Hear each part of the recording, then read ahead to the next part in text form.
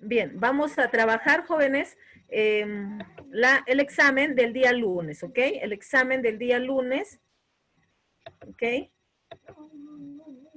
Bien. Tenemos ahí el examen, estoy compartiendo pantalla, ¿tienen el examen? Tenemos ahí. La primera pregunta dice, institución española cuya sede estaba en Sevilla, dedicada al mantenimiento del monopolio comercial. Palabra clave del enunciado. ¿Cuál es la institución que se encarga del monopolio comercial? ¿Cuál será? La respuesta, ¿qué has marcado ahí, Lucía? La casa de contratación. Ya, la Casa de Contratación de Sevilla. Ya, esa es la respuesta correcta, ¿ya? Y aquí tenemos un gráfico que nos va a ayudar de un esquema que nos va a ayudar a recordar cuáles eran las instituciones. Miren, cuando se estableció el virreinato se estableció en el año 1542, ¿ya? 1542. Recuerden que el Tahuantinsuyo fue conquistado por Francisco Pizarro en 1532, es decir, 10 años antes. Luego se establece el virreinato, ¿ya? En 1542 y a partir de ellos se establecen autoridades. Tenemos autoridades en España, como ven ahí en la pantalla, y autoridades en América. Por ejemplo, en España tenemos el Real Consejo de Indias, que estaba encargado de hacer todas las leyes necesarias para una organización y conquista adecuada de sus colonias. Y la Real Casa de Contratación de Sevilla, que se encargaba de todo lo relacionado al comercio. ¿Y qué es lo que había en cuanto a comercio? Había monopolio comercial. ¿Qué significa monopolio comercial? Cuando España, ¿ya? Cuando España realiza solamente actividad comercial con sus colonias y no permite que otra nación lo haga. Es decir, tiene exclusividad en el comercio. El virreinato peruano no podía comerciar con Inglaterra, con Francia, con otros países, solamente con España. A eso se denomina monopolio comercial. Y la Casa de Contratación de Sevilla se encargaba de ello. En América, veamos. Aquí en América tenemos las autoridades que habían, tenemos el principal, es el virrey, ¿ya? El virreinato, por eso. El virrey era el enviado, ¿ya? La autoridad que enviaba, autoridad de confianza que enviaba el rey de España. En el Perú hubieron 41 virreyes. El primer virrey es Blasco Núñez de Vela, ¿ya? Que va a ser regresado por Pizarro porque va a haber las guerras civiles. Y el último virrey es José de la Serna, ¿ya? Que va a luchar contra las huestes peruanas en la batalla de Ayacucho y va a ser derrotado. Ahí se firma la capitulación de Ayacucho, es el último virrey. Entonces tenemos 41 virreyes. Luego tenemos en América también, había una capitanía general, políticamente hablando, lo que es América del Sur. Chile era una capitanía general, la Capitanía General de Chile. Tenemos, va a haber la Real Audiencia, que se encargaba de administrar justicia, ¿ya? Va a haber audiencias en el caso de Lima, tenemos la audiencia de Lima para el Perú, el virreinato peruano, pero va a haber otras audiencias también, ¿ya? Tenemos las gobernaciones, también son entidades que forman parte de la organización política en América, ¿ya? Y a esto le podemos agregar, ¿no? Otras entidades menores, como por ejemplo los repartimientos, ¿ya? Que eran como circunscripciones parecidas a regiones actualmente. Luego aparecen las encomiendas, el encomendero, ¿no? Posteriormente tenemos al cacique, ¿no? El cacique que va a ser el curaca en realidad, que va a apoyar a los españoles para la explotación de los indígenas. Entonces, con eso hemos recordado, con esa pregunta, lo relacionado a las colonias. Pasemos a la segunda. A ver, Rosario, ¿qué marcaste aquí en la número 2? Lee en voz alta, a ver, y nos dices qué has marcado. Era un derecho concedido por el rey a determinados peninsulares para poseer tierras, así como los indios de dichas tierras. Yo puse las encomiendas. Ya. El derecho concedido por el rey, dice, ¿no? El derecho concedido por el rey, muy bien, Rosario, es denominada encomienda. ¿Qué era una encomienda? Una encomienda, jóvenes, era una porción de tierra, ¿no? Con los indígenas ahí que ayudaban a la explotación agrícola, ¿no? O la explotación minera. Entonces, esto se otorgaba a los españoles, ¿ok? Entonces, tierras e indígenas. ¿Y para qué? para que puedan ellos explotar estas tierras y sobre todo para adoctrinarlas, decía, ¿ya? ¿Y qué son repartimientos? Que dice acá. Como le decía, es una circunscripción que ayuda a el gobierno del virreinato. Como los repartimientos estaban organizados de una manera muy, bueno, actuaban de una manera muy cruel, los repartidores, se cambió a encomiendas. Y los encomenderos también actuaban de manera muy cruel, luego se cambió, ¿ya? Se cambió a corregimientos, es para corregir, ¿no? La explotación que se había enterado la corona española. Entonces los corregimientos eran mucho más explotadores todavía. Y posteriormente, después de la rebelión de Tupac Amaru en 1780, ya se cambia del corregimiento, se pasa a las intendencias, ¿ya? Ahí se establece la intendencia del Cusco, por ejemplo. Ya con las intendencias ya tienen los criollos, ya más participación, ya el establecimiento de intendencias jóvenes va a ser más o menos el origen de los primeros movimientos emancipadores que logran la independencia, ¿ya? Entonces en ese orden van, primero repartimientos, ¿ya? Después encomiendas, después las intendencias, ¿ok? Bien, pero ambas palabras están relacionadas, la B, la C y la D, a la organización política de la colonia. Veamos la 3. Durante la colonia se le considera como el calvario y la tumba de la raza peruana. Eso también ya lo vimos. ¿Cómo se denomina? A ver, Lucía, ¿qué marcaste ahí? Mita minera. Ya, la mita minera. Miren, aparte de la mita minera, tenemos otros tipos de mita. Estaba la mita agrícola y estaba la mita obrajera, ¿ya? La mita agrícola o hacendaria era aquella que se trabajaba en las haciendas, ¿ya? Y la mita obrajera era el trabajo obligatorio que había en talleres, ¿ya? Talleres de textiles, mita obrajera, artesanías.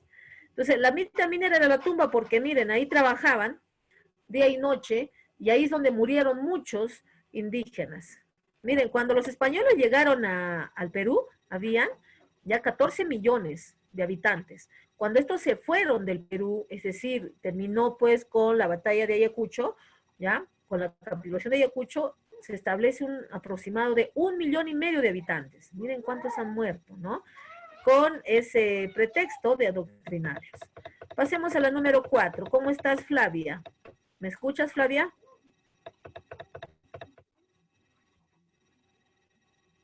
Flavia. Bien, vamos a ver, lee en voz alta, Rosario, por favor, la 4.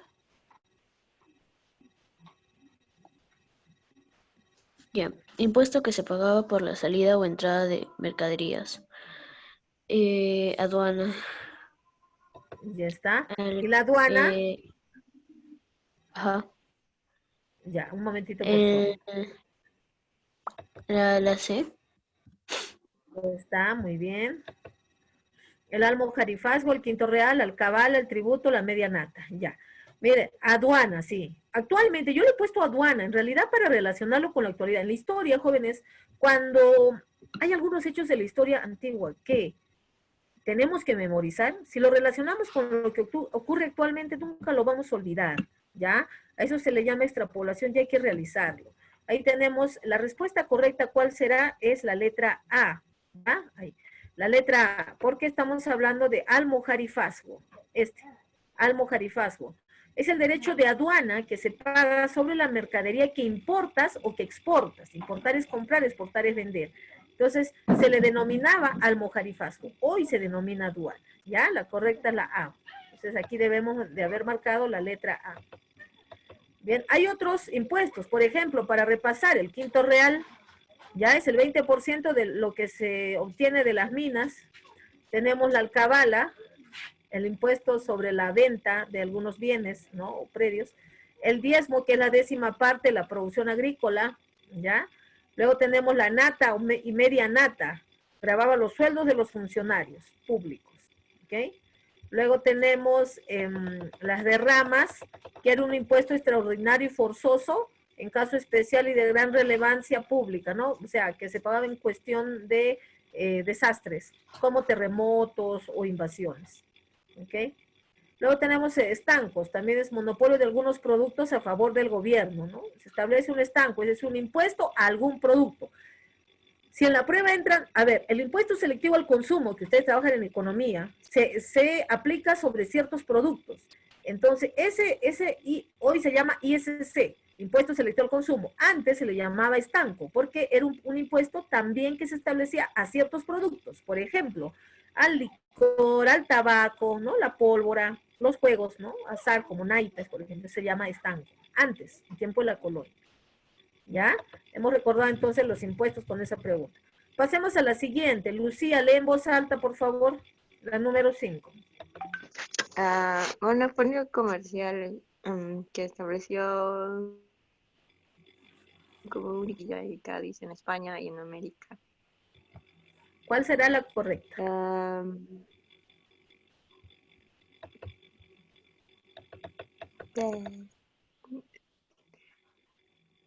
¿Qué marcaste tú, Lucía? Puertos únicos, Sevilla y Cádiz en España. O sea, ya le está diciendo que en España había el puerto de Sevilla y Cádiz. Ahora les pregunta cuáles eran los puertos. ¿Ya? Sí. ¿Cuáles eran los puertos Veracruz y Callao. Ya está, ¿no? Veracruz y Callao. Muy bien, muy bien. Entonces la correcta es esta, ¿ya? Veracruz y Callao. Y aquí vamos a ver, como les dije, el monopolio comercial, ¿qué era? El monopolio comercial era la exclusividad del comercio que obligaba a España a sus colonias. Miren aquí, observemos bien y vamos a tener aquí, tenemos aquí a España, ¿ya? Tenemos España. España realizaba la obligación del comercio con sus colonias. ¿Ya? Y tenemos los puertos de Cádiz y Sevilla, ¿ok? De ahí partían, ¿no? Partían la flota, ¿ya? Los puertos de Veracruz, Callao, que en este caso tenemos a Portobelo. Luego tenemos, aquí está la flota, ¿no? La flota va a Veracruz, ¿ya? La flota va a Veracruz, que es un puerto principal. Eso se denominaba flotas. Ya, a Veracruz y al Callao, que eran puertos principales. Y los galeones, ya, entonces tenemos dos ideas, ¿eh? La flota va a puertos principales como Veracruz y Callao, la flota. Y los galeones, ya que eran embarcaciones más pequeñas, los galeones iban a los puertos secundarios, como Portobelo, por ejemplo, ¿ya? Portobelo, galeones. Entonces, la exclusividad ya estaba inclusive bien organizada, ¿no? La Casa de Contratación de Sevilla establecía los puertos. Los puertos principales, nunca olvidemos, son Veracruz y Callao, aquí, ¿ya? Cartagena aquí en Venezuela y Portobelo en Panamá, Colombia, perdón. Cartagena es en Colombia, ¿ya? Cartagena en Colombia y Portobelo en Panamá son los puertos secundarios. Ahí, ¿quiénes se dirigen? Se dirigen los galeones, ¿ok? Luego tenemos... también va a haber algunas embarcaciones de Sevilla que partían que se iban directamente a Buenos Aires. Ya, pero esto se va a realizar de manera muy poco frecuente, ¿no? Pocas veces, y se va a realizar más ya en el siglo XVIII, es decir, cuando sea 1700. En ese tiempo, cuando sean las reformas borbónicas, jóvenes se establece como puertos libres a Buenos Aires, ya se fomenta el puerto de Valparaíso y el desprestigio del puerto de Callao, siglo XVIII, con el gobierno de los Borbones. ¿Ok? Bien, eso es en cuanto al monopolio comercial. Ideas básicas, los puertos, flotas y galeones, flotas a Veracruz, los puertos principales y galeones a puertos secundarios. Continuamos. Vamos con la siguiente. A ver. Tenemos aquí la siguiente. Aquí está. Vamos a ver qué marcaron aquí. A ver, número 6. Lee en voz alta. Flavia tiene un poquito mal el micro, creo. A ver, lee a Lucía la número 6. Nos dices qué respondiste, ¿ya? Es una consecuencia del monopolio comercial.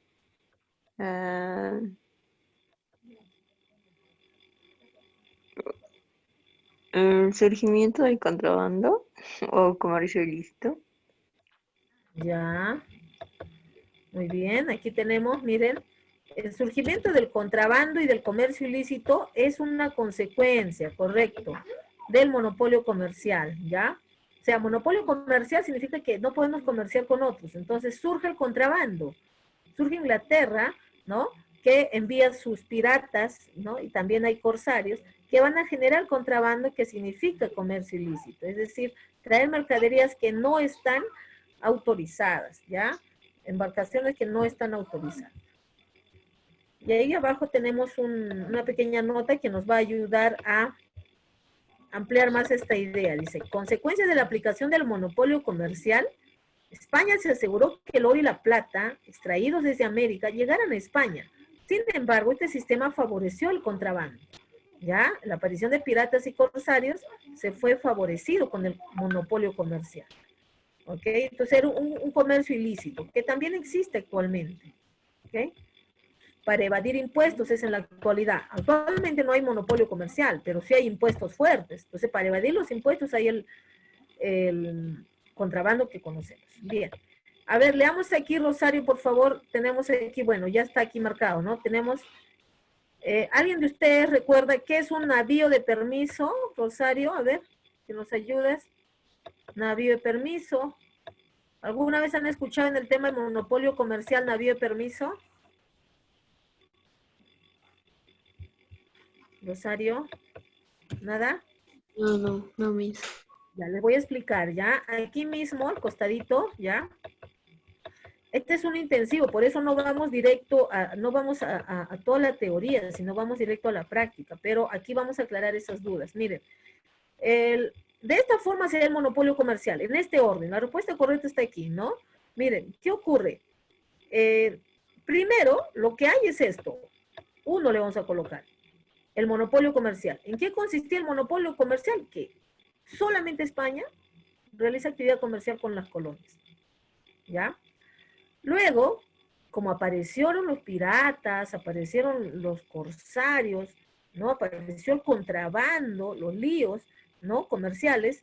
Entonces, también se dio pues ya la revolución industrial. Inglaterra buscaba mercados. Inglaterra era la que buscaba mercados y necesitaba un lugar donde vender esos mercados. ¿Saben qué pasa? Entonces Inglaterra inclusive envía corsarios. ¿Qué era un corsario? Era una persona que trabajaba para la corona inglesa, ¿ya? Que tenía todo su grupo de navegantes y desarrollaban ya asaltos a las embarcaciones que iban de aquí. O sea, del Callao salían embarcaciones rumbo a llevándose oro y plata. ¿Y qué? Venían las embarcaciones, los corsarios, y los asaltaban, ¿no? Quitándoles toda la mercadería y volviéndolas a vender en este mismo territorio. Entonces, un corsario principal de Inglaterra, Francis Drake. También aparecieron los piratas. A diferencia de un corsario, ¿qué era un pirata? Un pirata era, y bueno, ustedes han visto la película Piratas del Caribe, ¿no? Jack Sparrow, el gracioso, ¿ya? Los piratas asaltaban también embarcaciones, ¿ya? Asaltaban, mataban, todo, pero por título personal, no eran enviados por la corona, fue para enriquecerse ellos, ¿ya? Sobre todo la acción de piratas y corsarios estaban en esta zona, en la zona de América Central, el mar del Caribe, por eso que la película habla del Caribe, ¿no? Bastante. Es en tiempo de la colonia. Bien, entonces, ¿por qué les recordaba piratas y corsarios? Porque Inglaterra era la que buscaba mercados. Entonces, ¿qué pasaba? Miren, pasaba que entrando al siglo XVIII, ya entramos al siglo XVIII, entonces para modernizar esta situación aparece el navío de permiso, 1713. 1713 se dice, bueno, la Casa de Contratación de Sevilla dice, bien, ya que hay tanto pirata y tanto contrabando, y había pues mercadería que Inglaterra quería vender en las colonias, le da la autorización, le da un permiso a una embarcación. Entonces dibujamos acá una embarcación ya, ahí un barco. Una embarcación que se va a encargar de llevar mercadería, ¿no? Ya le daba un permiso a una embarcación. Navío de permiso. ¿Ok? Pero ¿qué pasaba, jóvenes? Pasaba que para transgredir la norma, habían como 5 embarcaciones aquí. 1, 2, 3, 4, 5. 5 embarcaciones que una vez que descargaba la mercadería, este navío que tenía permiso, vamos a colocarle en 1713, volvían a cargar estos. Ya se acababa la mercadería que descargó en el Callao, esta volvía a cargar.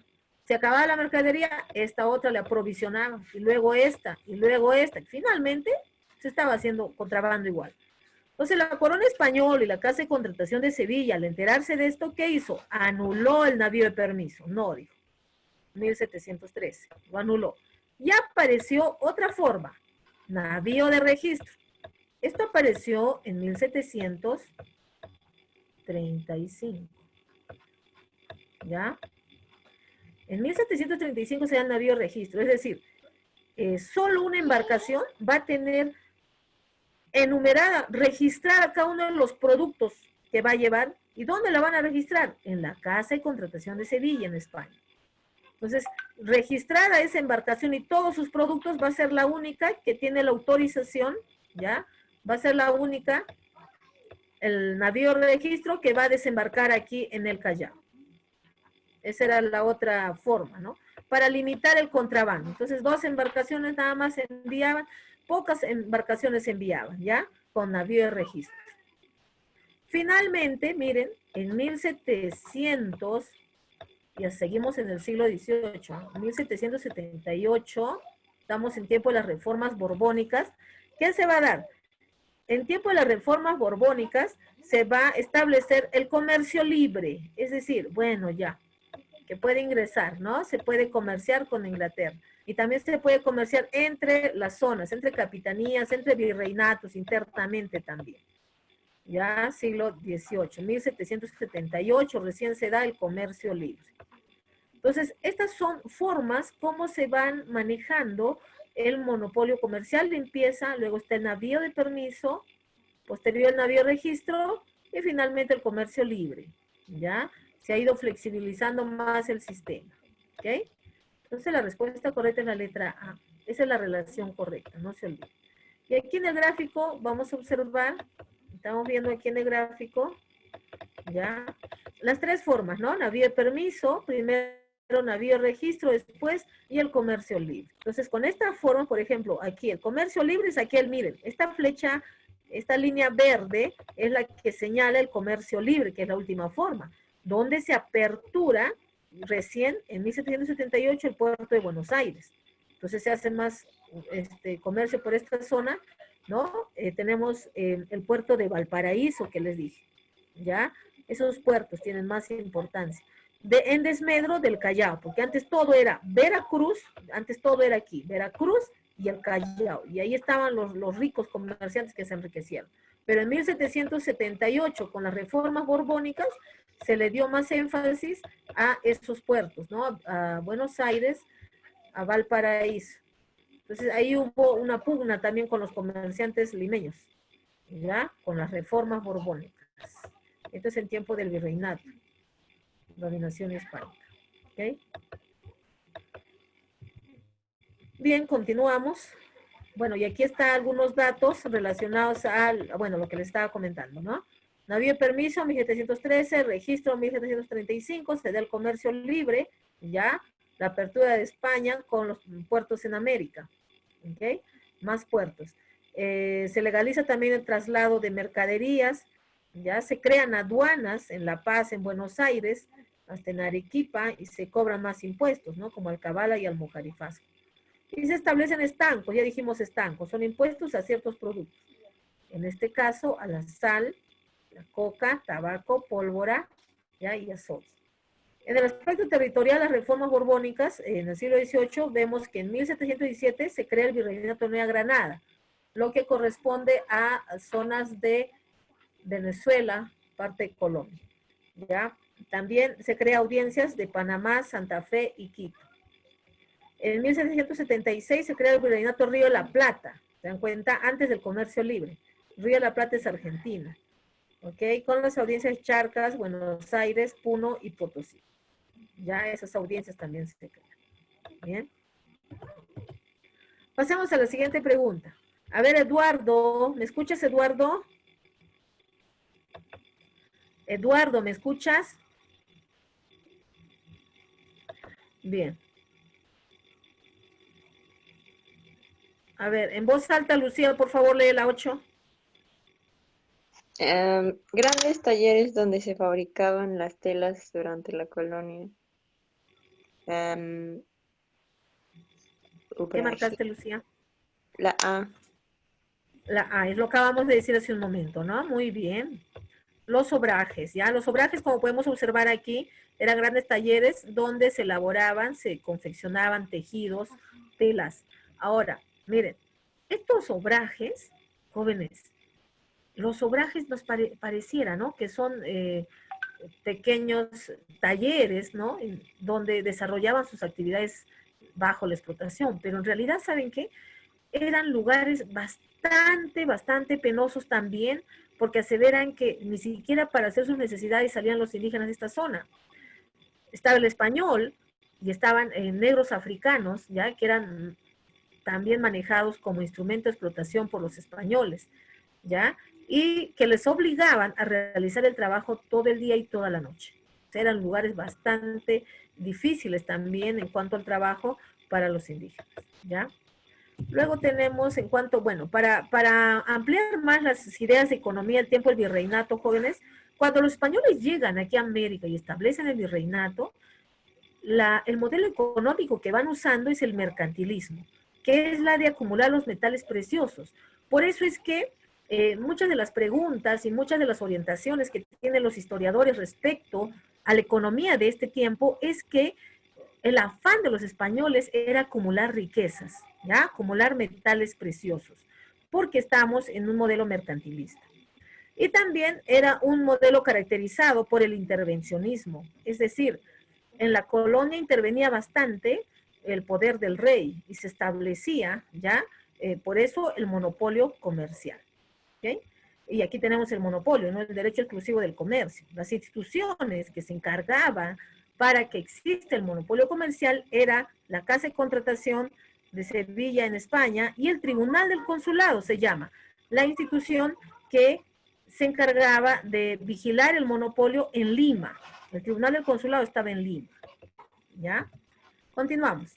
Veamos ahora, continuemos con esta parte de la dominación hispánica. Y aquí vamos a ir más rapidito, a ver.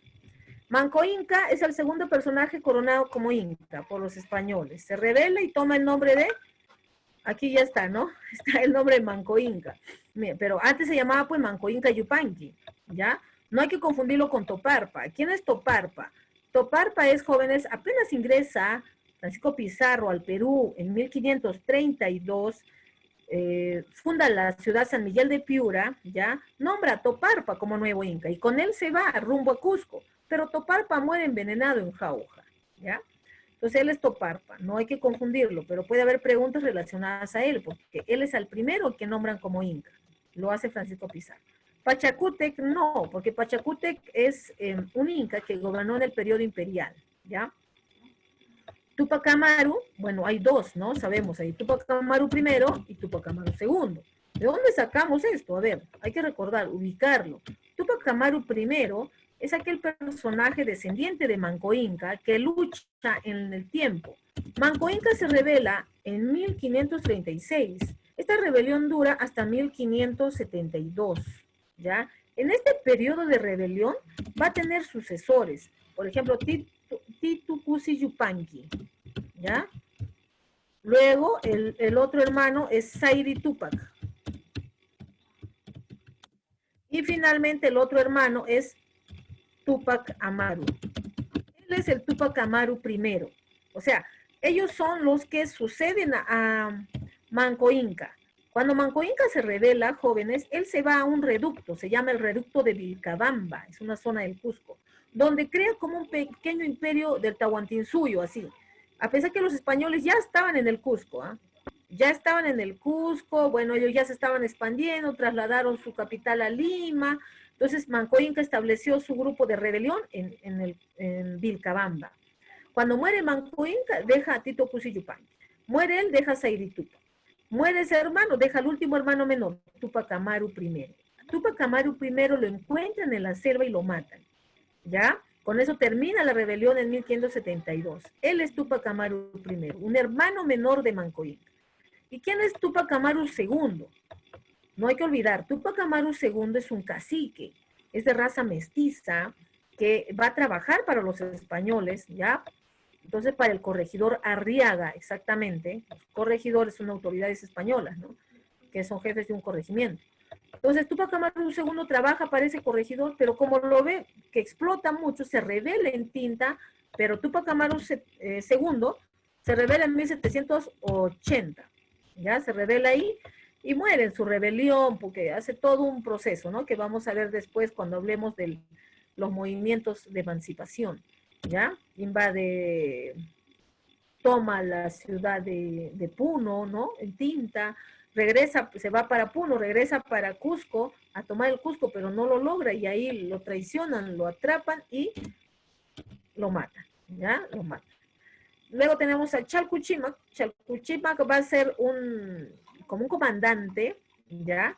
Que está a la orden de Atahualpa. Pero después Atahualpa es el inca que encontraron los españoles cuando llegaron, ¿ok? Entonces eso es para recordar estos personajes. Pasemos a la número 10. Rosario, lea la número 10, por favor, y vamos a igual precisar algunas ideas. Ya. Rosario. Encabezó la primera gran insurrección indígena en 1536 contra la dominación española en el Perú. Muy bien. La primera dominación española, bueno, la dominación española se inicia en 1532, ¿ya? 1532. Entonces, miren cuánto tiempo pasó. Hasta 1536, cuando se revela, ¿quién? Se revela Manco Inca, ¿ya? No es Túpac Amaru II, no es Cahuide, no es Santos Atahualpa, es Manco Inca. Entonces, Manco Inca se inicia su rebelión en 1536 hasta, como dijimos, 1572. Ya en este periodo se revela Manco Inca. ¿Ok? Bien. Luego tenemos la organización social de la colonia. La clase social que disfruta de todos los derechos y sus privilegios es la clase superior o nobleza, ¿ya? Esa es la clase que va a tener bastante poder en el tiempo de la colonia. Y ahí están los españoles, ¿no? Los españoles. Miren, la organización social del tiempo colonial se va a dividir en dos grandes grupos. República de Españoles, ¿ya? Y República de Indígenas.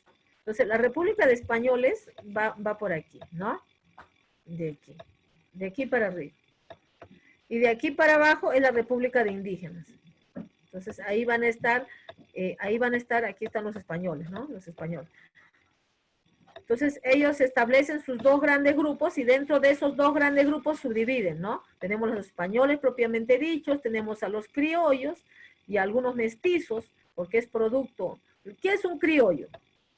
A ver, ¿alguien recuerda? Lucía, ¿qué es un criollo? Creo que eran españoles sus padres, pero sus hijos habían nacido en el Perú. Muy bien. Eran hijos de españoles. Muy bien, estás en lo correcto. Eran hijos de españoles nacidos en América. Esos eran los criollos. Eso está muy bien. ¿Y qué eran los mestizos? Los mestizos eran hijos de español y una indígena. ¿Ya? Hijos de un español y una indígena. ¿Ok? Bien. Luego estaban los indios y luego estaban las otras razas, resultados, ¿no? De la fusión de razas. Tenemos los negros, los mulatos. Y aquí vamos a ver. ¿Ok? Así era la organización social en dos grandes grupos, República de Indios y República de Españoles. ¿Ya? Bien, aquí tenemos lo que les estaba comentando, ¿no? Para precisar ahí, tenemos a los zambos, tenemos al mulato, tenemos a los blancos, ¿ya? Que es el resultado de las mezclas, ¿no? Y los indígenas, ¿ya? Los mestizos también. ¿Ok? Bien, pasemos a la siguiente, a ver. A ver, Rosario, lea por favor la siguiente, la número 12.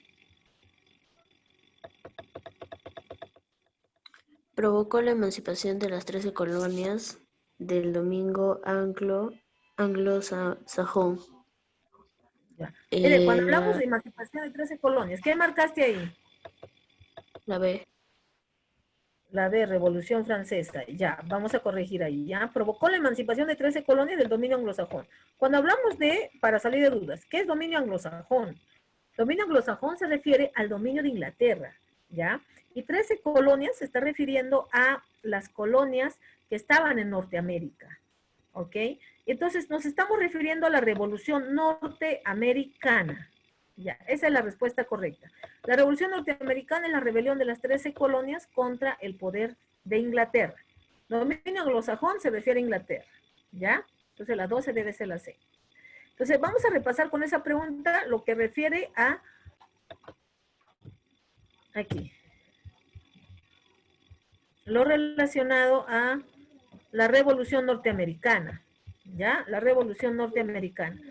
En la Revolución Norteamericana tenemos, mire, las 13 colonias, ¿no? Les estaba comentando, las 13 colonias jóvenes se rebelan contra Inglaterra, ¿ya? Porque estas 13 colonias buscan autonomía, es decir, una organización política autónoma, con un consejo, una asamblea legislativa, ¿ya? Entonces, cuando no había la autonomía de estas 13 colonias, Inglaterra les estaba estableciendo impuestos, aquí no, esa es la principal causa, dice, la autonomía que fue recortada por la guerra de los 7 años, porque había una guerra entre Francia e Inglaterra, ¿ya? Entonces Inglaterra necesitaba dinero para seguir en la guerra contra Francia. ¿Y qué hizo? Fue a sus colonias, a las 13 colonias de Norteamérica, y les estableció impuestos, impuestos al té, el bastante famoso impuesto al té.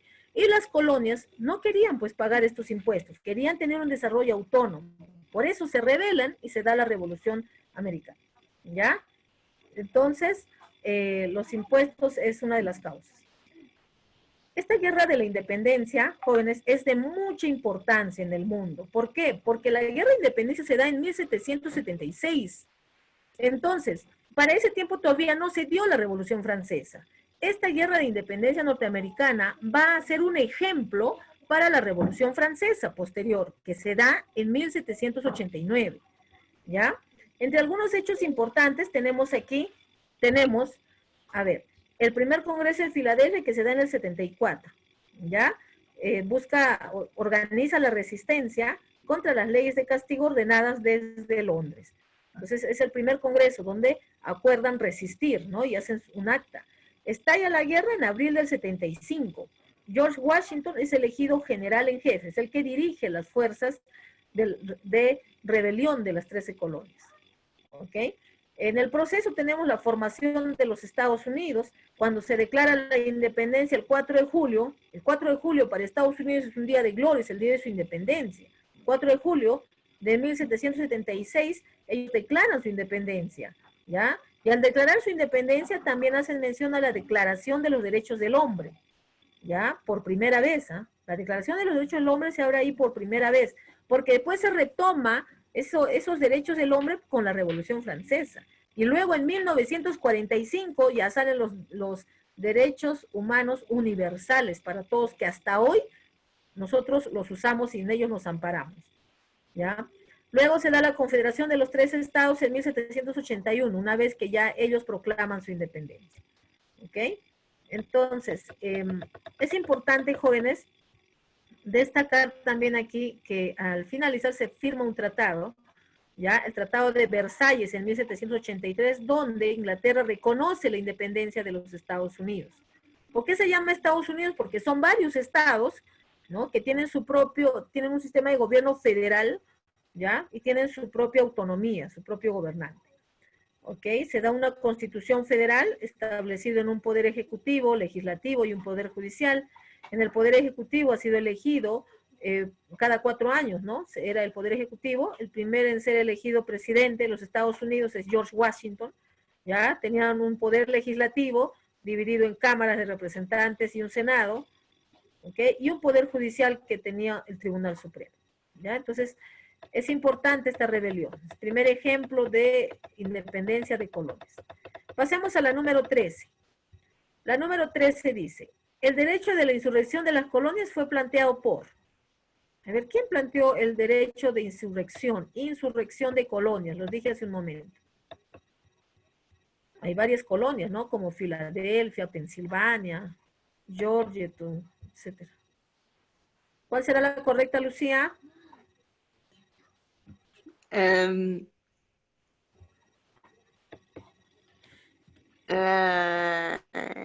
La Revolución Norteamericana. Ya, correcto, lo acabamos de decir, ya, la Revolución Norteamericana. O sea, en la misma explicación de estas preguntas estamos desarrollando ya temas, ¿no? Muy bien, la Revolución Norteamericana. La 14, a ver, ¿qué ha marcado en la 14 Rosario?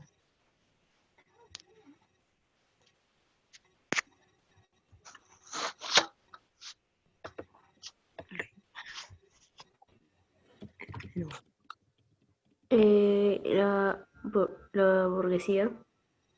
Muy bien, era la primera clase social antes de la Revolución Francesa.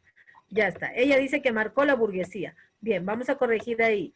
Miren, la primera clase social antes de la Revolución Francesa. Esto ya es el tema de Revolución Francesa. Una causa de la Revolución Francesa, jóvenes, es cómo estaba la sociedad, una desigualdad total. ¿Y cuál era la primera clase? O sea, la que estaba en la cúspide, ¿ya? En la cúspide tenemos a la nobleza. Ya tenemos a la nobleza, estaba en la cúspide. Entonces, el antiguo régimen era la forma de gobierno que había antes de la Revolución Francesa. La organización social estaba dividida en nobleza, luego tenemos el clero, la parte azul, y el tercer estado, o también se denomina estado llano, que está en la letra C. O sea, en el mismo orden están aquí, en el mismo orden. La clase alta era la nobleza. ¿Ya? La burguesía, en cambio, era parte del tercer estado. Ya era parte del tercer estado, ¿ok? Y de ahí sale la burguesía, asciende y motiva las rebeliones, en este caso la Revolución Francesa, ¿ok? Bien. La número 15, a ver, participamos. Eduardo, ¿me estás escuchando, Eduardo? ¿Tienes algún problema con el micro? Con el audio, perdón. O escriban en el chat, por favor, para permitirlos participar. Flavia igual. Continuamos. La número 15. A ver, alguien me está escribiendo aquí. A ver, Claudia, dime, ¿qué has respondido en la número 15?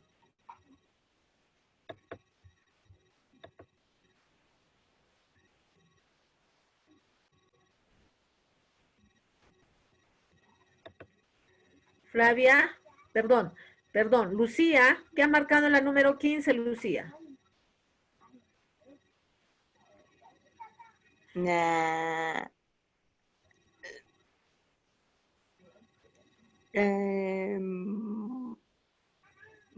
Segunda etapa. Segunda etapa de la Revolución Francesa te pide.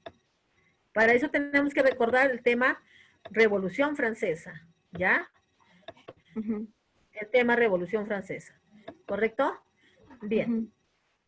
Bien, mira. La segunda etapa de la Revolución Francesa es la etapa constitucional, ¿ya? Pero ¿de dónde obtenemos eso? Mira, aquí tenemos un esquema. Miremos, por favor, todos de manera rápida. Vamos a recordar por qué la B es la correcta, la etapa constitucional. Miren, cuando hablamos de Revolución Francesa, tenemos que referirnos siempre a las causas. Tenemos causa económica, social y política. Como causa económica, había muchos impuestos, desigualdad. Ya, causa social, la desigualdad de grupos sociales, ¿ya? Y una causa política es que había el poder, ¿no? El absolutismo. Y además, las ideas de los ilustrados, porque es siglo XVIII, ¿ya? Entonces, Francia se rebela en 1789, y como fases tenemos aquí. Tenemos la fase de la revolución, que es la inicial, donde se crea la Asamblea Nacional, es la fase de la monarquía. Luego tenemos la fase constitucional, aquí está, la fase constitucional, donde hay una asamblea constituyente, ¿ok? Luego tenemos la fase imperial, el directorio y el consulado dan lugar al imperio. Entonces, la fase constitucional abarcaría todo esto, ¿ya? Abarcaría todo esto, con una constitución, pero había pues el gobierno del terror, el directorio y el consulado. Aquí destaca el gobierno del terror, Robespierre, ¿no? Luego la lucha entre jacobinos, ¿no? Ellos van a establecer la etapa de la constitución. Con una constitución se va a gobernar Francia. Hasta que se llega a la etapa imperial, donde va a volverse a un tipo absolutista, ¿ya? Establecido por el imperio. ¿Ok? Entonces veamos, esas son las fases, ¿ya? De la Revolución Francesa. Como consecuencia, miren, cuando se da la Revolución Francesa, finalmente se logra derrotar a la monarquía, desaparece el antiguo régimen, aparece la idea de soberanía nacional, es decir, el poder en el pueblo, ¿ya? Aparece la Constitución por primera vez, se dan las ideas de libertad, igualdad, ¿ya? Y sobre todo el nacionalismo y liberalismo en Europa. O sea, gracias a la Revolución Francesa, jóvenes, se inician gobiernos republicanos, dejando sin efecto gobiernos absolutistas, ¿no? O imperialistas, ¿ok?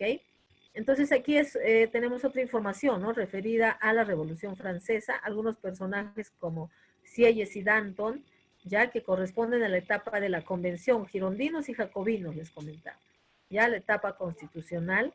Luego tenemos la convención del terror, Robespierre es él, ya, terror de Robespierre, porque él mandó a guillotinar a cantidad de franceses que se oponían, ya, o aquellos que buscaban que se mantenga la monarquía. Luego tenemos al periodo del directorio, ¿no? Donde va apareciendo ya Napoleón, ya, finalmente, con la Constitución de 1799, Napoleón, que es cónsul, ¿no? Se establece como emperador y crea el imperio, ¿no? Desde noviembre de 1799. Entonces el imperio se establece ya hasta el año 1815, cuando Napoleón es derrotado, ¿ya? Entonces con eso termina, esos son hechos principales de la Revolución Francesa. Hasta ahí fue lo de historia, ¿ya? Hasta ahí va lo de historia. Bien, ahora vamos a ver geografía. A ver, vamos a ver qué respondieron en geografía. Empezamos a ver con, bueno, el tema de aquí es de atmósfera. Le voy a hacer un repaso rápido aquí con atmósfera para ver qué deberían de haber respondido. Esta es la primera capa de la atmósfera. La atmósfera, jóvenes, es la capa gaseosa que rodea a la Tierra, ¿ya? Es la capa gaseosa que rodea a la Tierra. Entonces, por ejemplo, tenemos aquí, ¿ya? La capa gaseosa que rodea a la Tierra se denomina, pues, atmósfera, ¿no? Tenemos ahí la Tierra, ¿ya? Y vamos a ver, hay otra capa que rodea la Tierra. Esa capa que rodea la Tierra es el conjunto de gas que la protege. A eso le denominamos atmósfera. Ahora, la atmósfera tiene varias capas, no solamente es una. Tenemos, por ejemplo, esta es la primera, aquí, la troposfera. Luego tenemos la estratosfera, la segunda. La mesósfera, la tercera. ¿Ya? La mesósfera. La termósfera, la cuarta. ¿No? Y continúa. ¿Ok? Luego tenemos más arriba la exósfera. ¿Ok? Tenemos la exósfera. Entonces, las capas, aquí está la exósfera, ¿no? Esa sería la número 5. Ya, aquí sería la número 5, la exósfera. Entonces, las capas que rodean a la Tierra son capas que existen para protegerla, jóvenes. ¿Ya? Para protegerla. Por ejemplo, aquí en la troposfera. Datos importantes. Ya, datos importantes, bueno, ya hemos subido, tenemos que bajar. Ya aquí, ahí. Mira, tenemos la troposfera aquí. Datos importantes es que en la troposfera se le llama, es la capa de los fenómenos meteorológicos. ¿Ya? Ahí se dan las lluvias, las tormentas, los vientos, se dan fenómenos, ¿ya? Se dan fenómenos como la precipitación, por ejemplo. Y ahí están también los procesos de contaminación, se dan en ese nivel, la troposfera. El techo de la troposfera se llama tropopausa, ¿ya? Tropopausa. Luego tenemos, y obviamente esta es la capa más húmeda, ¿ya? La troposfera. Luego tenemos la estratosfera, donde encontramos otra subcapa, que es esta, la capa de ozono, ¿ya? Aquí tenemos los globos meteorológicos y aquí se dan algunos fenómenos como meteoros, ¿no? Las estrellas fugaces. Y aquí vuelan los aviones supersónicos también, ¿ya? Entonces, eso es la estratosfera. Luego tenemos la mesósfera. La mesósfera es importante también en la mesósfera porque ahí hay una subcapa que se le llama zodiosfera. Y la zodiosfera es la que da el color azul al cielo. ¿Ya? Y aquí se dan las ondas de radio y ondas de TV. ¿Ya? Ondas de radio y ondas de TV. ¿No? Entonces tenemos ahí en la otra capa ionosfera. Luego tenemos la termósfera. ¿Ya? La termósfera, vamos a encontrar un aspecto importante, ya las auroras polares. ¿Ya? Aquí ya hay bastante ingravidez. ¿Ok? Termósfera porque es una capa caliente, ya por los fenómenos como las auroras polares. La exósfera es la capa más externa que nos protege del viento solar. El viento solar es la lluvia de protones que viene del Sol.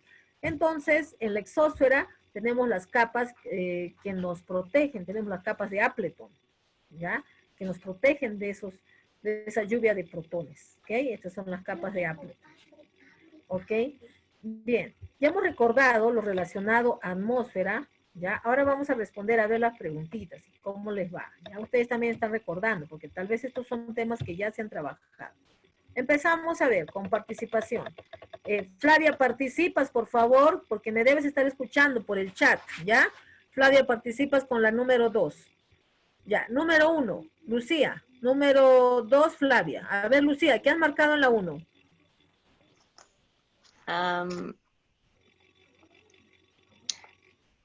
La troposfera. Ya, no tengas miedo. Bien, hay que arriesgarnos ahí. Capa límite es la tropopausa. Tropopausa. Se le llama techo del tiempo meteorológico. ¿Por qué? Porque en esta capa, es decir, en la troposfera, esa es la respuesta correcta, muy bien, en la troposfera se da los fenómenos meteorológicos, asocian lo meteorológico con troposfera, es la primera capa, es la capa más húmeda. Muy bien. A ver, Flavia, ¿qué marcaste en la número 2? Número 2, Flavia. Por el chat. Marcó la C. A ver, se le denomina como la capa de calmas. Esta capa de calmas, muy bien Flavia, está después de la troposfera, es decir, está en la estratosfera, ya en la estratosfera, en lo que denominamos aquí, ya, esta es la capa de calmas, por eso que vuelan los aviones supersónicos, es una capa de calmas. Muy bien. Continuamos, número 3. A ver, Eduardo, por el chat, ¿qué marcaste en la número 3, Eduardo? Eduardo.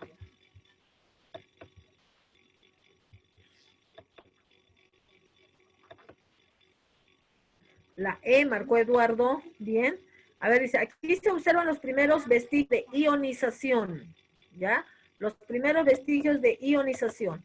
Decíamos, los primeros vestigios de ionización se observan, jóvenes, en la ionosfera. La ionosfera está donde se emiten las ondas de radio y TV. ¿Ya? Entonces tenemos aquí la mesósfera, ¿ya? Es la mesósfera. Los vestigios de ionización es en la mesósfera. ¿Qué es la exósfera? Eduardo, la exósfera es la capa, es la última capa, es la capa que nos protege del viento solar, ¿no? De la lluvia de protones, ¿ya? Entonces la correcta es la letra C, 3C. Pasemos a la 4. A ver, Lucía. ¿Qué marcaste en la 4, Lucía? La exósfera. Ya ahí está, ¿no? Proteger a la Tierra de los rayos cósmicos, los rayos letales. ¿Ya? Entonces ahí sí tenemos la exósfera, muy bien. Entonces con eso hemos recordado el tema de atmósfera, ¿ya?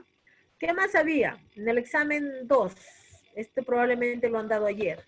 La constante solar media, ¿es de cuándo? A ver, constante solar se refiere a la cantidad de radiación solar que llega. Gramos por minuto por centímetro cuadrado. ¿Cuál será? Rosario, ¿qué marcaste ahí? La número 5, Rosario. No sé. La letra C, dice 1,97. Ya, aquí en realidad es que ustedes memoricen y asocien, ¿ya? Es 1,94 minutos, ¿ya? Gramos por minuto, muy bien. 1,94, nunca se olvide. Pasemos a la número 6. Lucía, ¿qué marcaste en la 6? La altitud, un factor que regula la temperatura. ¿En qué localidad se registra menor temperatura? En Palca. Ya, en Palca. Bien, la menor temperatura, jóvenes, se registra en Mazo Cruz. ¿Ya? Se registra en Mazo Cruz. ¿Por qué? Porque la altitud de Mazo Cruz es mayor.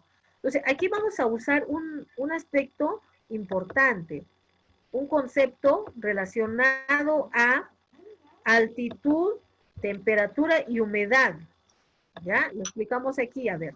¿Qué pasa? A mayor altitud, así, a mayor altitud, por ejemplo, aquí tenemos a Mazo Cruz, ¿ya?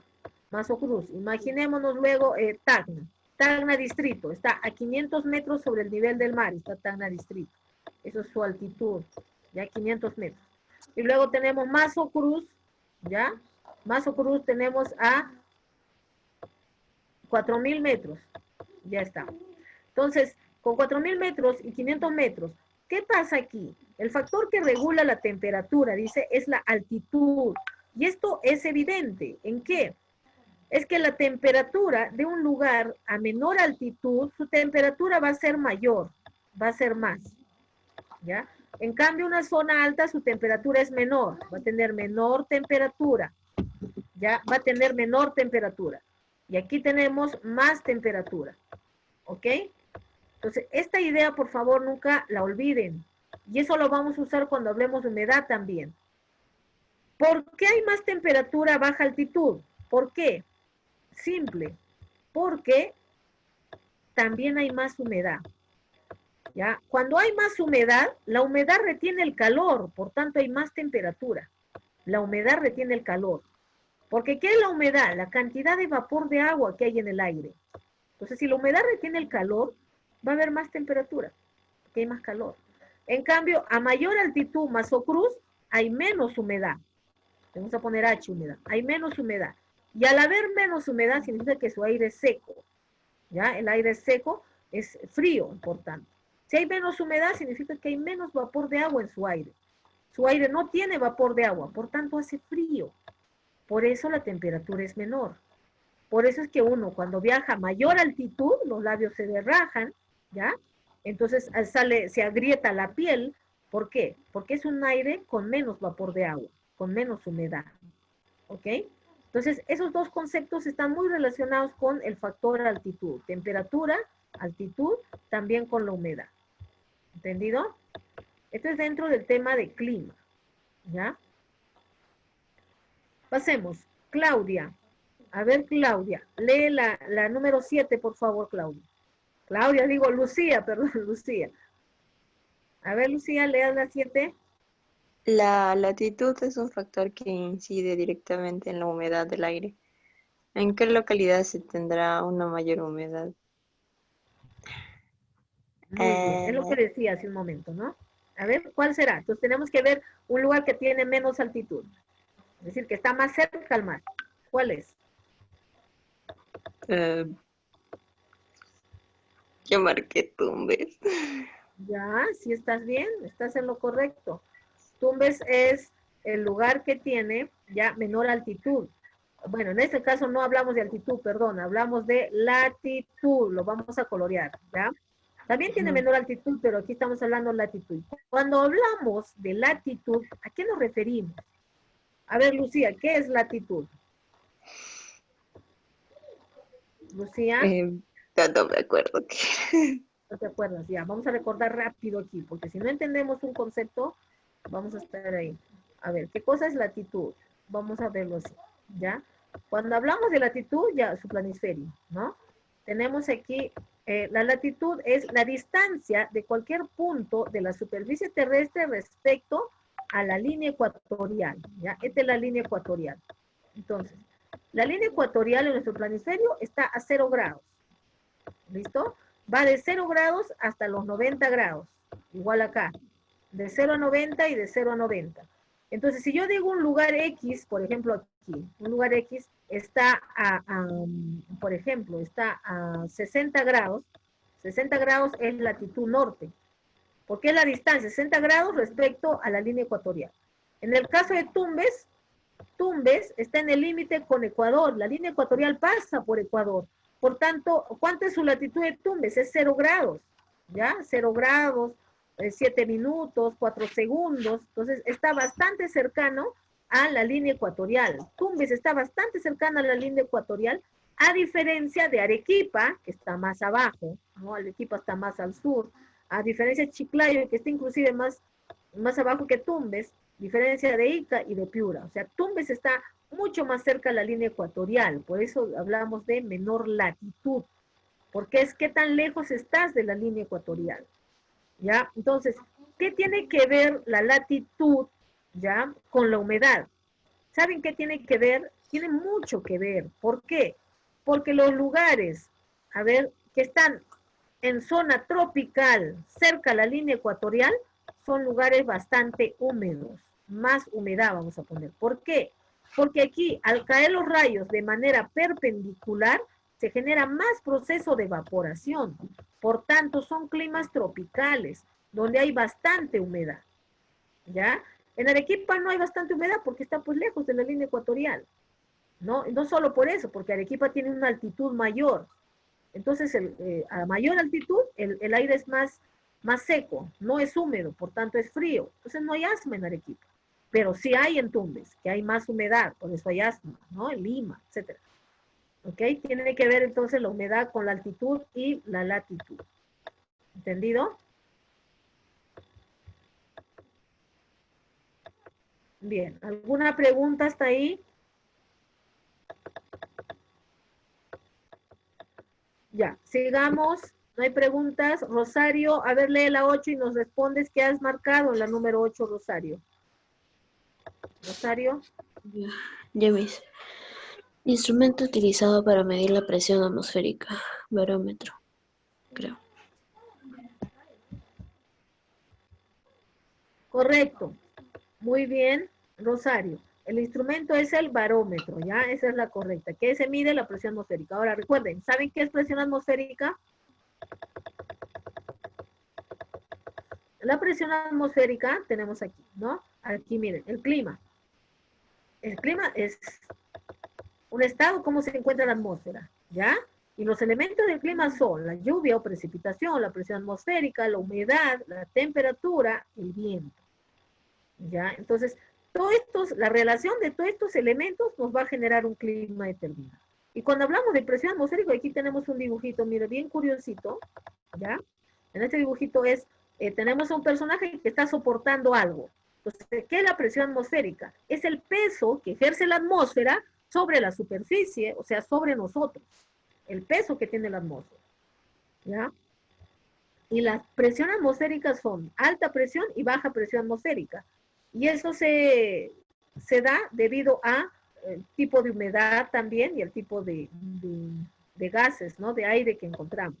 Cuando hay diferente composición de un aire, por ejemplo, es más húmedo o es más seco, la presión atmosférica varía, ¿ya? Y en las zonas de diferente presión atmosférica se originan pues los vientos, ¿no? Y ahí tenemos los vientos. Ahí, la pasamos a la 9, a ver, lee en voz alta, Lucía, la 9. Son vientos constantes que se desplazan hacia las zonas de baja presión. Ecuador. De las subtropicales hacia las zonas ecuatoriales en ambos hemisferios. Yo marqué Alicia. Ya está, Alicia. Entonces vamos a destacar aquí en el enunciado algo importante, miren. En el enunciado tenemos, son vientos constantes que se desplazan hacia zonas de baja presión. Palabra clave. Se van a zonas de baja presión. ¿Ya? Zonas de baja presión. O sea, la zona de baja presión es el Ecuador. Pero ¿de dónde viene? De la zona subtropical. Entonces tenemos aquí un dibujo para que recordemos ese tema. Aquí la respuesta correcta son contralicios. ¿Pero por qué?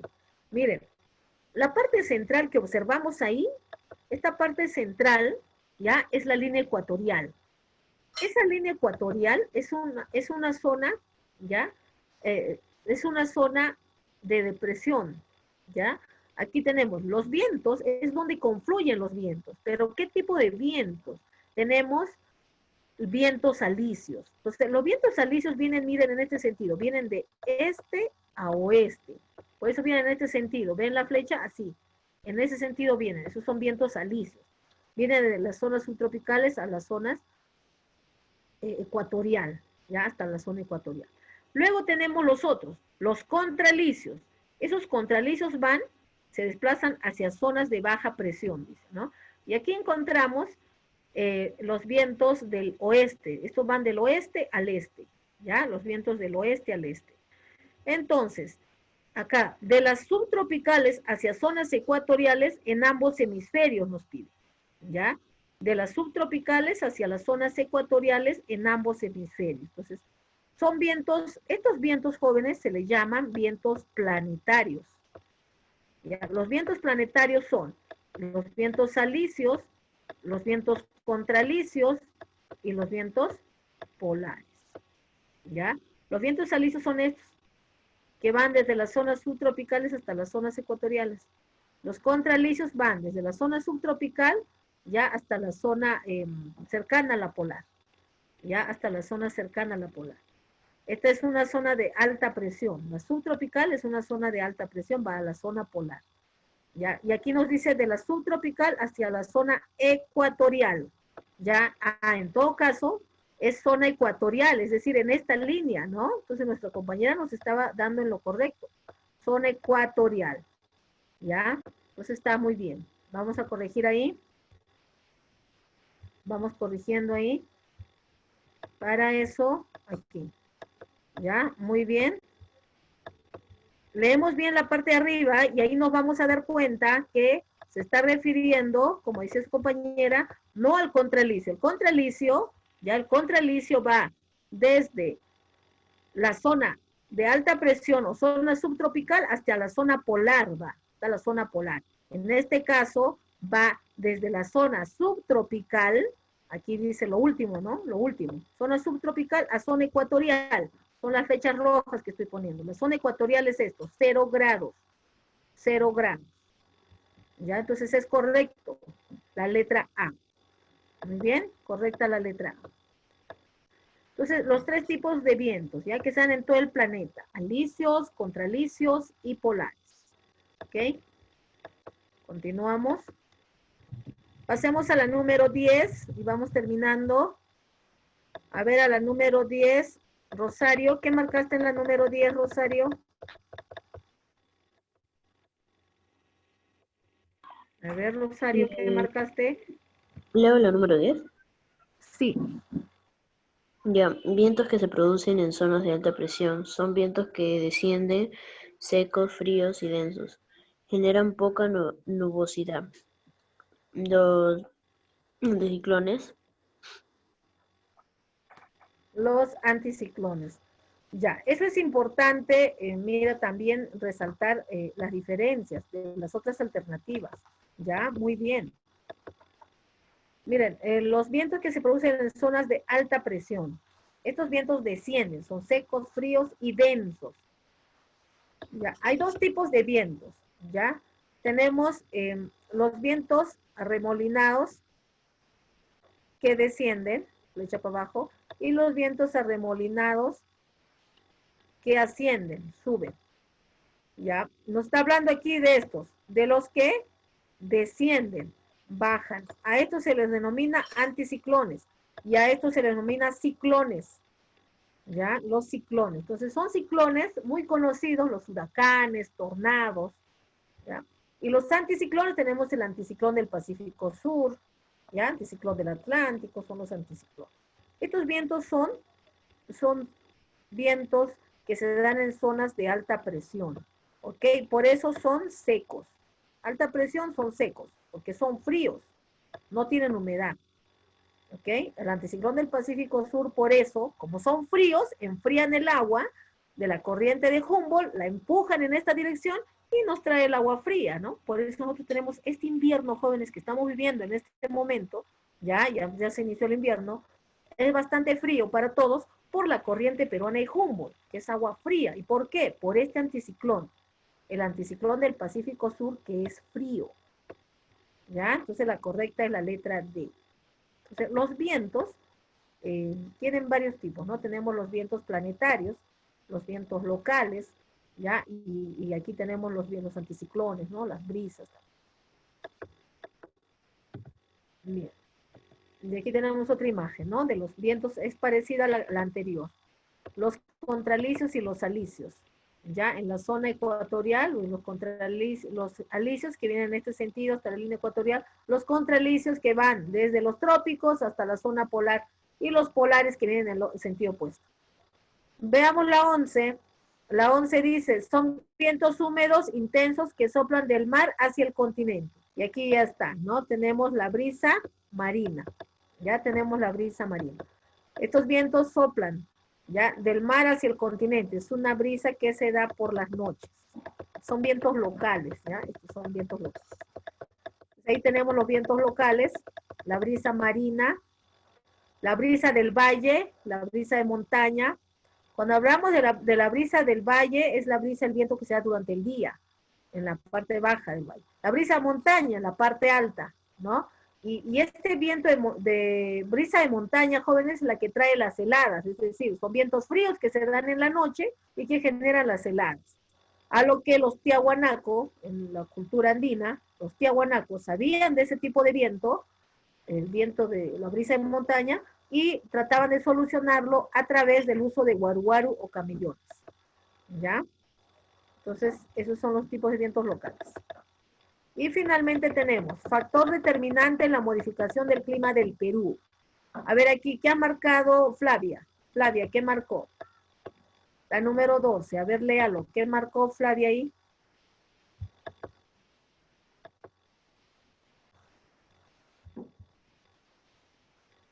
Flavia. No hay el chat.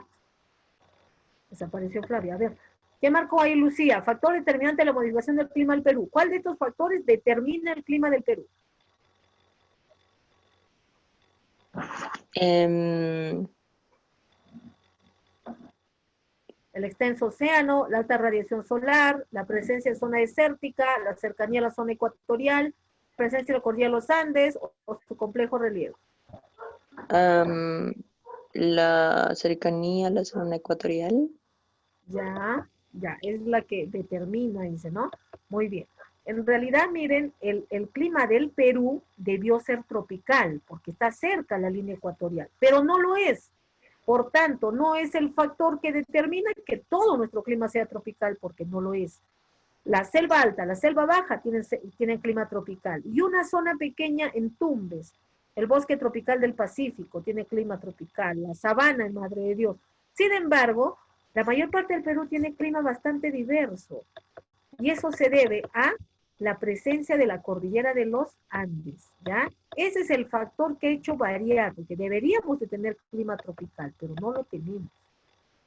Pero no es el único factor, hay otros. Veamos aquí en el mapa, entonces para ver el tema de diversidad de climas en el Perú. Miren, aquí tenemos, por ejemplo, los factores son, esta es la cordillera de los Andes, ¿ya? Tenemos aquí la cordillera de los Andes. La cordillera de los Andes es un factor importante, jóvenes, que permite que el clima sea diverso. La cordillera de los Andes actúa de este modo, así. ¿Ya? La cordillera de los Andes actúa como una divisoria. Una divisoria. Entonces vienen los vientos de este lado, ¿no? Vienen, aquí tenemos los vientos alisios. Estos vientos cargados de humedad no pasan, ¿ya? Se van quedando en esta zona y aquí es donde se da la precipitación, ahí las nubes, ¿no? Se da la precipitación. Por tanto, esta zona oriental es la zona de clima tropical y vegetación, ¿no? Como bosques. Luego, por la cordillera de los Andes, entonces no pasa esta humedad y aquí se queda una zona caracterizada por que es árida. Toda esta parte es la costa. ¿Por qué es una costa desértica? Jóvenes, esta es una costa desértica principalmente, ¿por qué? Porque tenemos otro factor, no solamente la cordillera de los Andes. La cordillera de los Andes es un factor, ¿ya? Es un factor, cordillera de los Andes es un factor. Tenemos otro factor, este factor está aquí.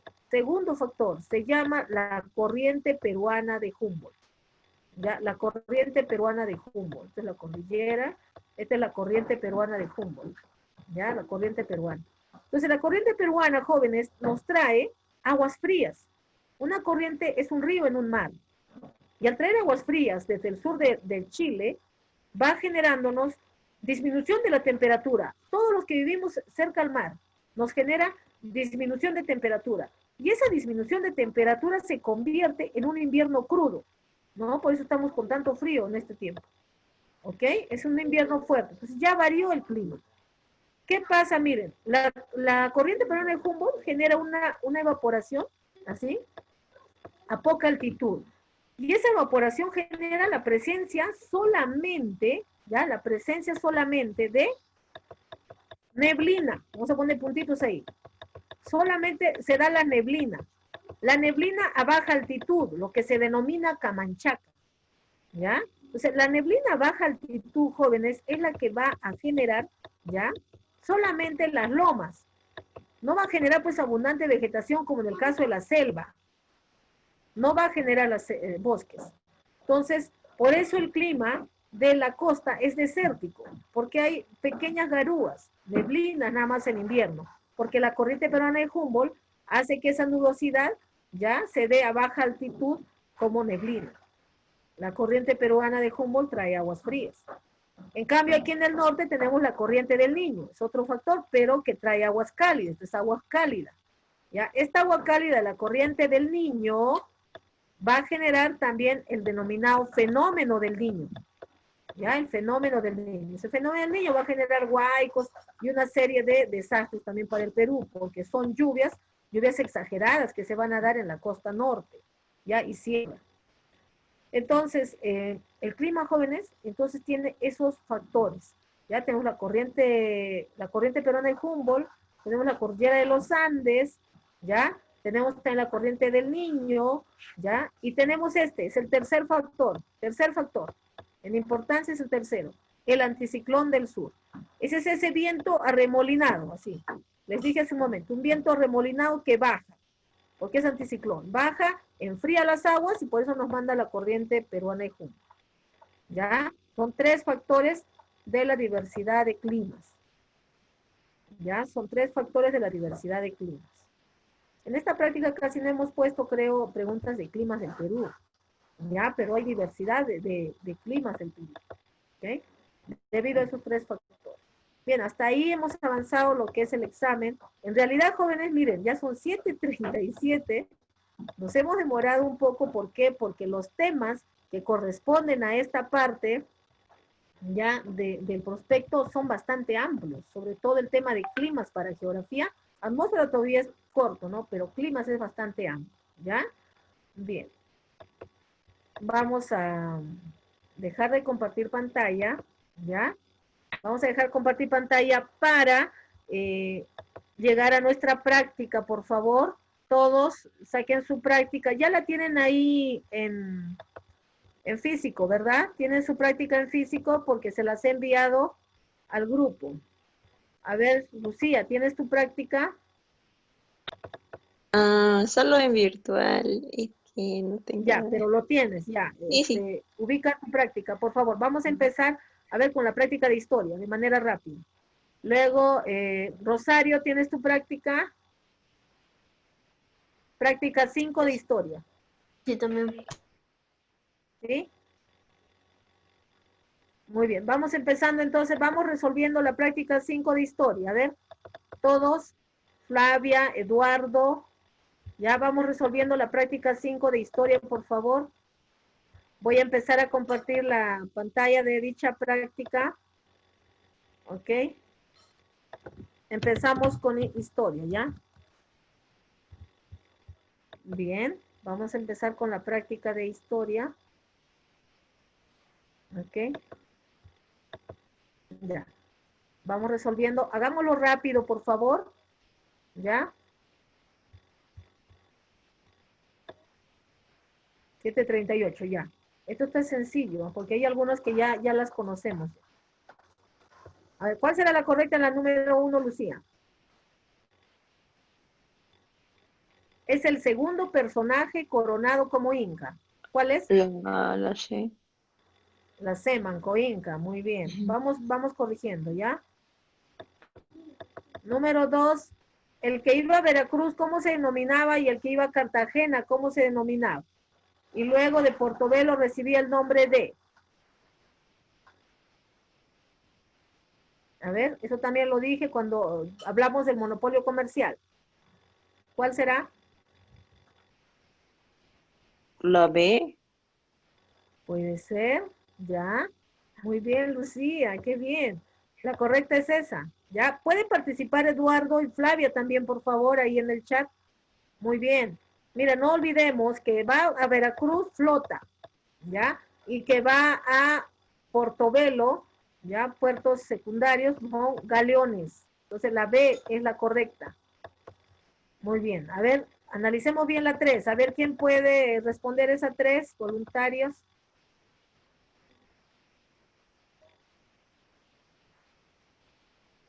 Trabajos forzosos. ¿Cuáles son? La E. Solo A y B. Ya. Correcto. Es la letra E. ¿Por qué, jóvenes? Porque acá nos habla agricultura industrializada y eso no existía en tiempo de la colonia. En tiempo de la colonia había una agricultura de expansiva, es decir, de explotación nada más, ¿ya? Entonces la E es la correcta. A y B, Mita y Obras. Número 4, a ver, ¿cuál será la 4? Clase social que disfrutaba de todos los derechos y privilegios. ¿Cuál será? La A. Clase superior o nobleza. Muy bien. Aquí participa Flavia también, la A. Muy bien, Flavia. Correcto, Flavia. Pasemos a las 5. Causa de la Revolución Norteamericana. A ver, ¿cuál será ahí la correcta en las 5? La guerra de los 7 años, dice. La guerra de los 100 años, la Revolución Francesa, la Revolución Norteamericana. ¿Cuál será? ¿Cuál será? Descartada la Revolución Francesa, porque será después. ¿Qué dice Rosario? La A. La A, muy bien. No se olviden, la guerra de los 7 años que se da entre Francia e Inglaterra. Muy bien, Rosario, 5A. A ver, la número 6, Lucía. ¿Qué ha marcado en la número 6, Lucía? La Revolución Norteamericana. Ya, muy bien. También esa ya la hemos visto, ¿no? En el examen. Y bueno, ya le hemos explicado también, ¿no? Con un esquema. Muy bien. ¿En qué año se da la Revolución Norteamericana, Lucía?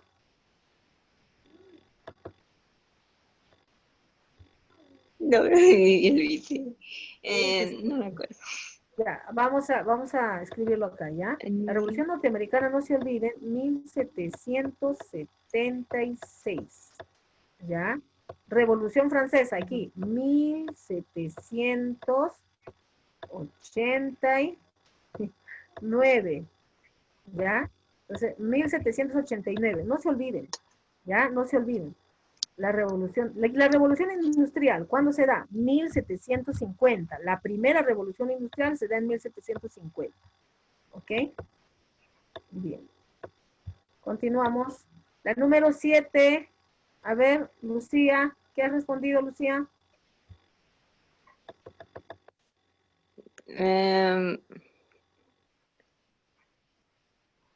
Derecho a la insurrección de las colonias. ¿Qué revolución? ¿Inglesa, francesa, norteamericana o industrial? ¿Qué es insurrección? Insurrección es rebelión. Ya cuando se rebelan las colonias. A ver, acá hay en el chat alguien. Sí. A ver, la C, dice, a ver, la C es la correcta. Muy bien, Flavia, la C. Ya, la C es la correcta. Revolución Norteamericana. Continuamos. Pasemos a la 8. La primera clase social antes de la Revolución Francesa. También la hemos visto en una pirámide social. ¿Cuál es? A ver, nobleza. Flavia está participando, ¿eh? Ahí está, correcto, es la A. La nobleza también lo recordaron muy bien. 9. La segunda etapa que comprende la Revolución Francesa. ¿Cuál será? La B. La B. Será la etapa constitucional. Ya, la B, sí, muy bien, Flavio. Mira, hay algunas cosas que ya se están considerando y si lo estamos volviendo a tocar es importante. Cuando hablamos de la etapa republicana, ya nos estamos refiriendo al tiempo de la convención y el directorio, ¿ya? La etapa imperial nos referimos al tiempo del gobierno de Napoleón Bonaparte, ¿ya? La etapa monárquica es cuando se establece la asamblea, ¿ya? Bien. Número 10. Pasemos a la número 10. ¿Cuál será la correcta en la número 10, Lucía?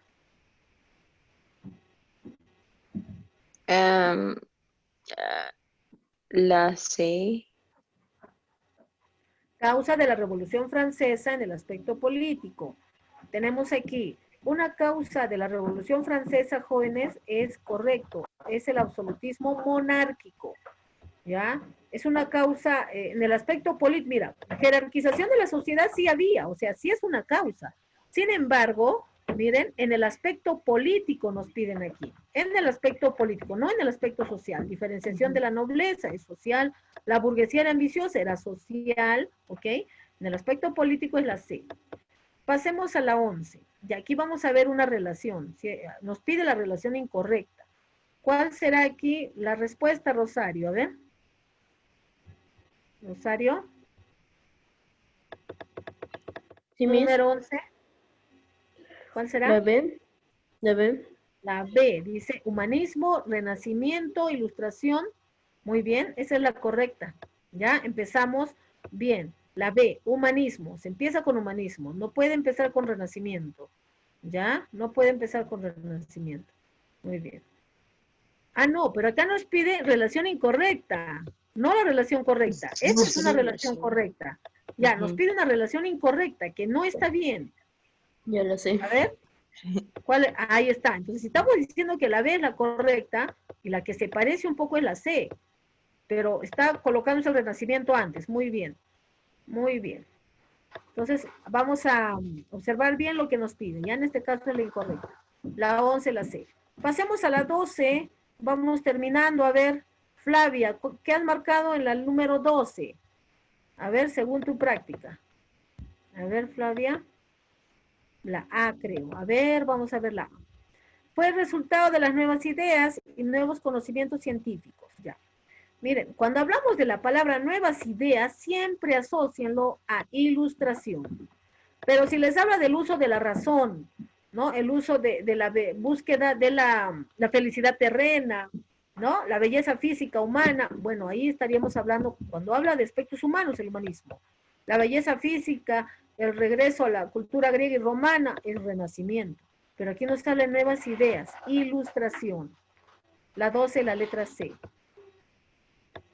Continuamos, a ver, Lucía, la número 13. ¿Cuál será la 13, Lucía? Consecuencia de la Revolución Francesa. ¿Cuál será? La D. A ver, la letra D dice. Es consecuencia de la Revolución Francesa. Consecuencia. ¿Ya? Mira, la D dice difusión de inventos de la primera revolución industrial. Ya, la primera revolución se da en 1750. Se difunden los inventos inmediatamente. ¿Ya? Y la revolución francesa se da en 1789. ¿Ya? No se olviden esa relación en cuanto al tiempo. Eso también es importante y ahí ustedes pueden descartar algunas respuestas. Si la Revolución Francesa se da en 1789, los inventos de la Revolución Industrial ya se van a dar en 1750. La máquina a vapor de James Watt, ya locomotoras, las máquinas hiladoras, etc. Entonces no puede ser la de una consecuencia. A ver, invención del vapor. Bueno, estamos hablando de la Revolución industrial en ese caso, ¿no? Y aquí la pregunta es de la Revolución Francesa. ¿Cómo puede ser la B? La C, aparición de máquinas industriales, consecuencia de la Revolución Industrial. A, difusión de ideales de fraternidad, libertad, igualdad y soberanía. Esa es una consecuencia, ¿ya?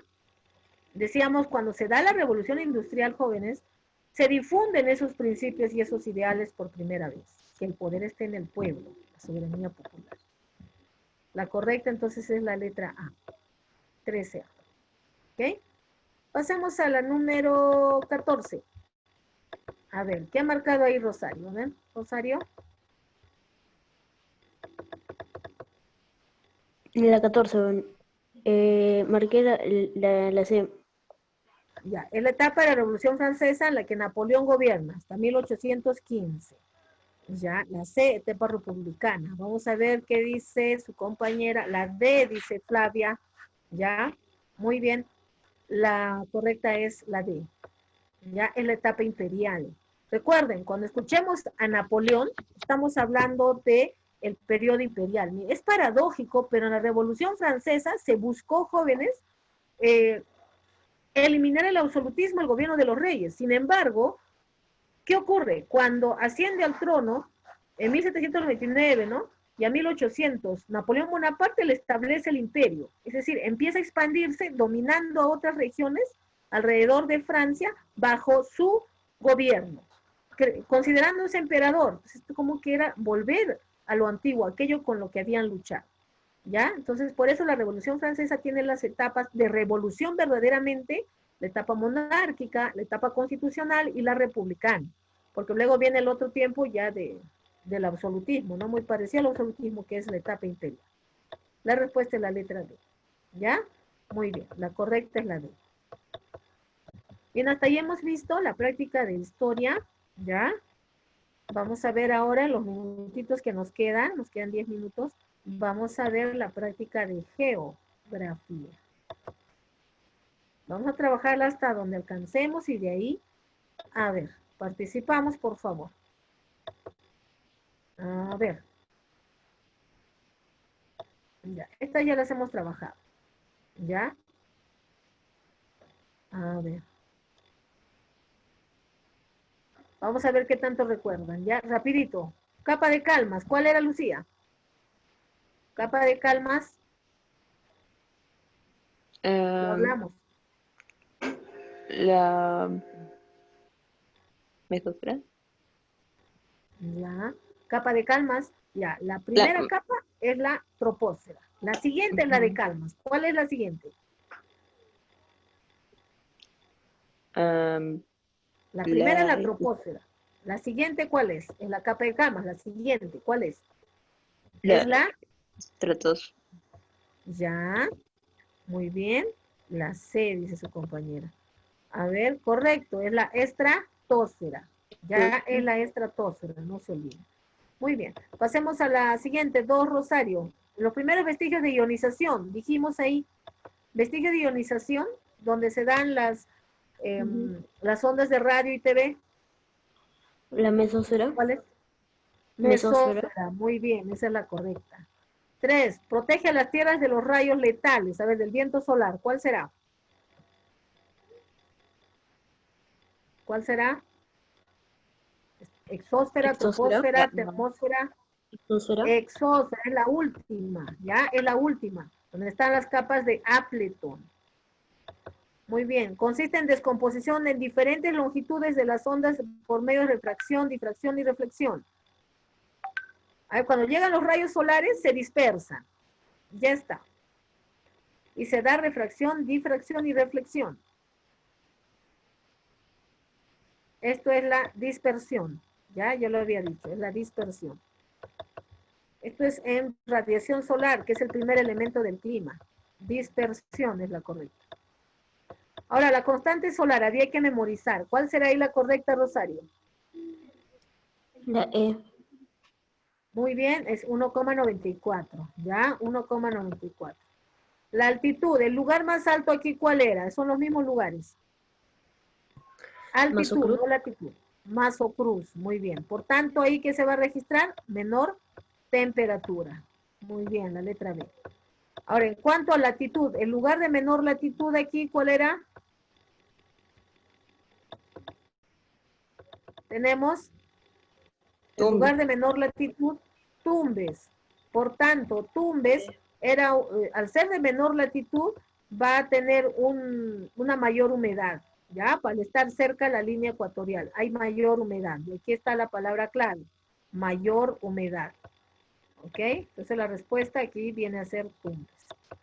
Muy bien. Vamos pasando aquí.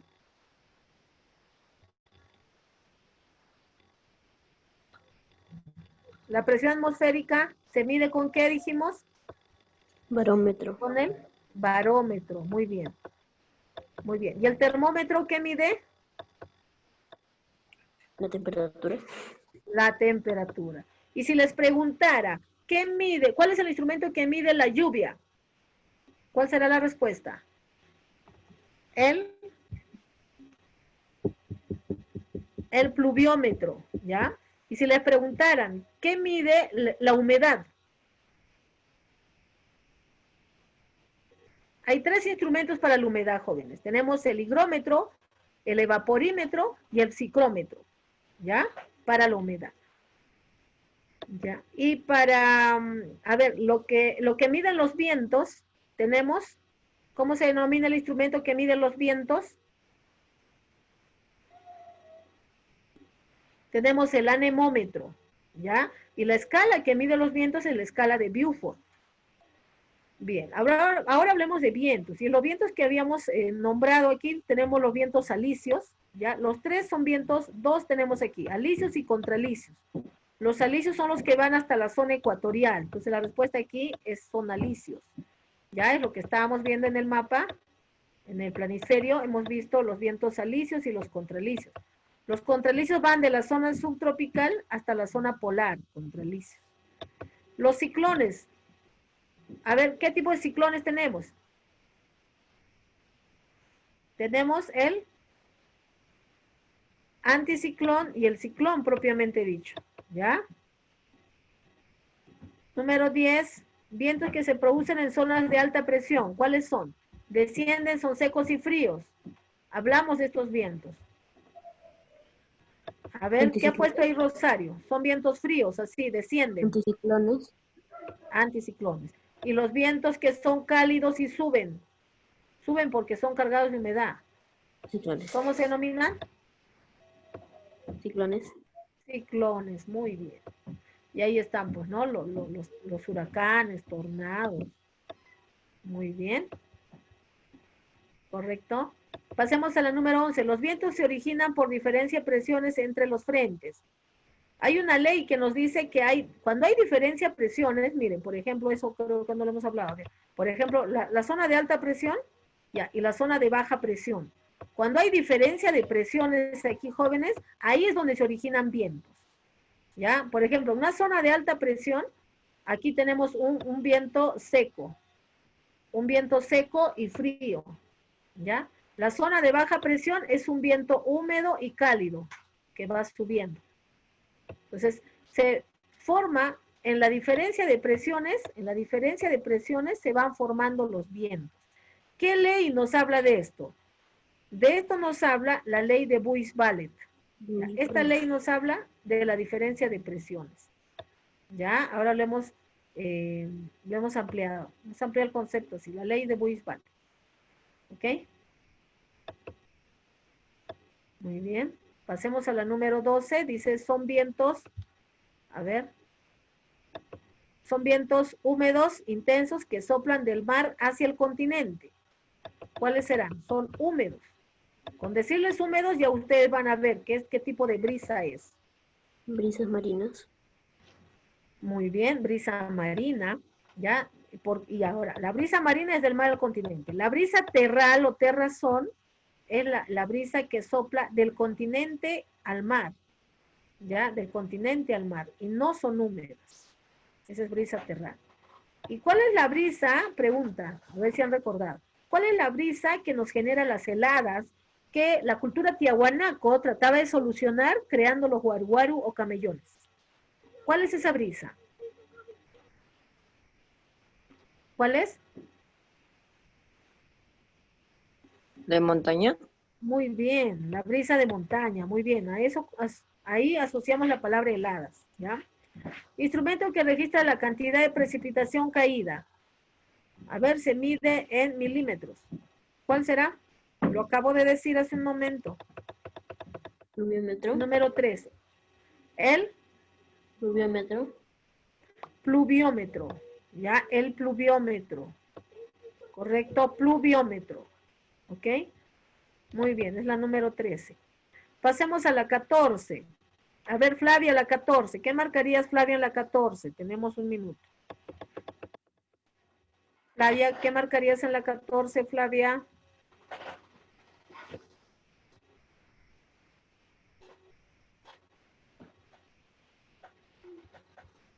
A ver, Flavia dice la respuesta, la E. A ver. Factor determinante del clima, ¿sí? Tenemos la cordillera de los Andes, ¿ya? Pero si aquí nos colocarían en otra alternativa, corriente peruana, anticiclón del Pacífico Sur, tendríamos que juntar ambos, ¿ya? Bien, pasemos a la 15. ¿Cuál es el clima que le corresponde a tal? Esto ya es climas del Perú. ¿Cuál clima le correspondería a tal? Clima de desierto, clima de estepa con lluvia de verano, tundra seca, de sabana, clima templado, moderado y lluvioso. A ver, Flavia está participando aquí. A ver.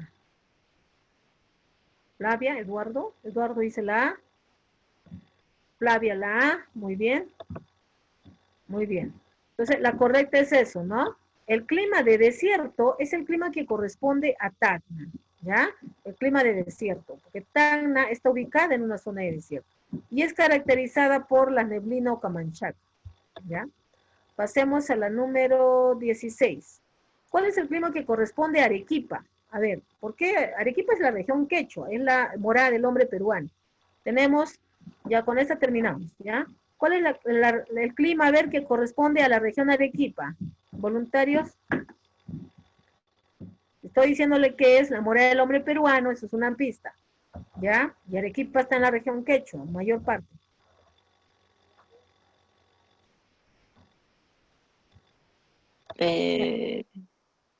A ver, ¿cuál será? Eduardo, la E. La E. Flavia, la D, dice la D.